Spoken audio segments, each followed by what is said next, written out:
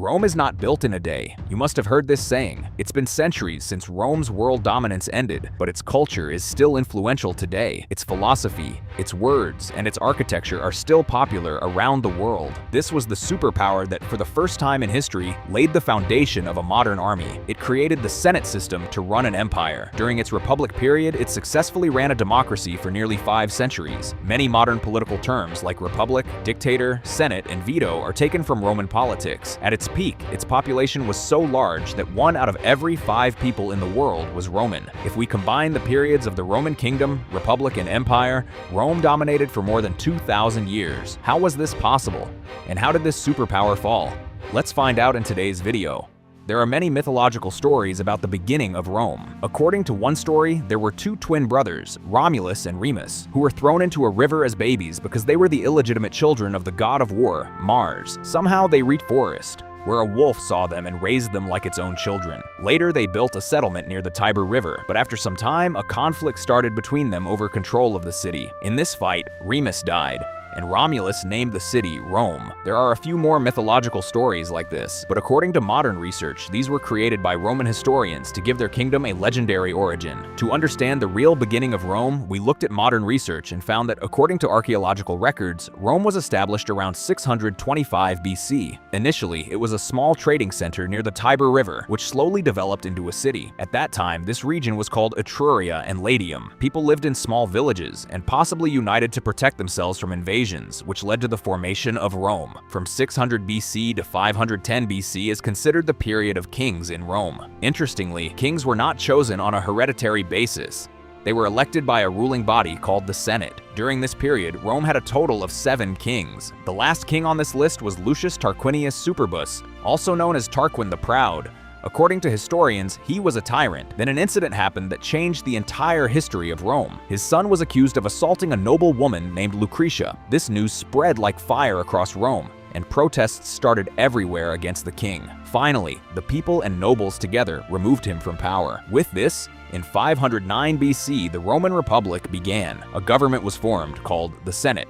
The Senate was divided into 2 sections, patricians and plebeians. Patricians were rich and powerful families, while plebeians mostly represented the middle class. Together, they elected 2 leaders called consuls, but most of the power stayed with the patricians, and they often misused it. Because of this, conflicts between patricians and plebeians were common. During the Republic period, Rome expanded a lot. By 338 BC, Rome's territory had spread across the entire Italian peninsula. There were also many conflicts during this expansion. For example, in 390 BC, the neighboring kingdom of the Gauls attacked Rome and caused heavy destruction, but Rome rebuilt itself. After that, under the leadership of military leader Camillus, Rome captured most of Italy. From 264 BC to 146 BC, Rome again entered a period of war known as the Punic Wars. These wars were fought between Rome and Carthage, a powerful city-state located on the northern coast of Africa, around modern Tunisia.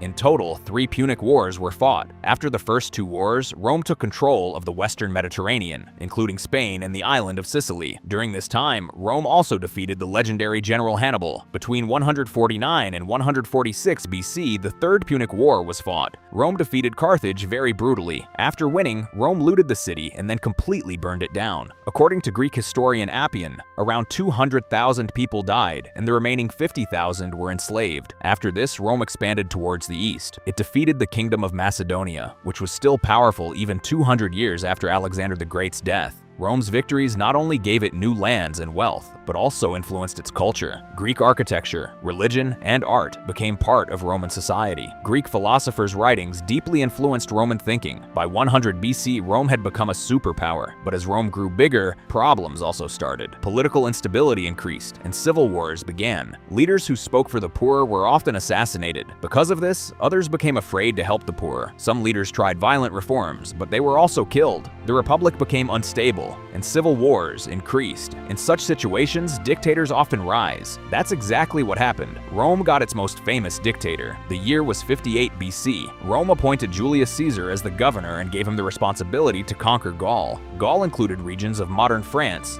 Belgium, Switzerland, and parts of Germany. But conquering Gaul was not easy. The Gauls were independent and didn't want to be ruled. They chose Vercingetorix as their leader and prepared for war. This war, known as the Gallic Wars, lasted for 6 years. In 52 BC, Caesar surrounded the city of Alesia for months, starving the people. After winning, it is said Caesar killed around 1 million Gauls and enslaved another million. This victory made Caesar extremely popular in Rome. The Senate became insecure because of his growing power. They ordered him to return without his army, but Caesar refused. He formed an alliance with Pompey and Crassus, called the First Triumvirate. For some time, they controlled Roman politics, but like all alliances, this one also broke. Crassus died in battle. Then a power struggle started between Caesar and Pompey. Pompey joined the Senate against Caesar. In 49 BC, Caesar crossed the Rubicon River with his army. This started a civil war. In 48 BC, Caesar defeated Pompey. Pompey fled to Egypt, where he was killed. Now Caesar had full control of Rome. He declared himself dictator for life. His rule lasted from 49 BC to 44 BC. He introduced reforms and helped the poor. People started seeing him like a savior, but some senators opposed him. They wanted to restore the republic. On March 15th, 44 BC, during a Senate meeting, Caesar was attacked and stabbed 23 times. Among the attackers was Brutus. Caesar's last words are believed to be,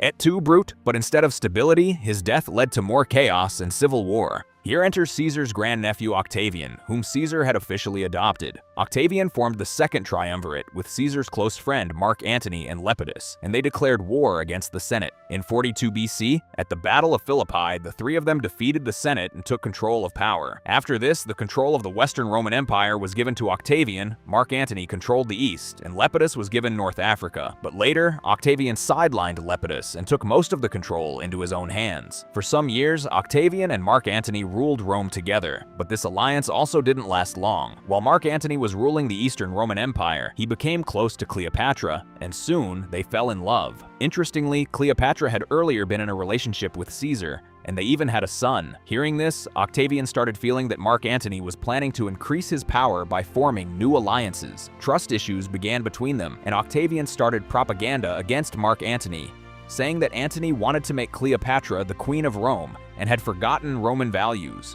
Eventually, he declared Antony a traitor. In response, Mark Antony questioned Octavian's legitimacy, saying he had no real claim to Rome because he was not Caesar's biological son. After this, war broke out between them. After several battles, in 31 BC, the Battle of Actium took place, where Octavian's naval forces defeated Antony and Cleopatra's fleet. After that, both of them fled to Egypt. But Octavian didn't leave them there. He sent his army and besieged them for a year.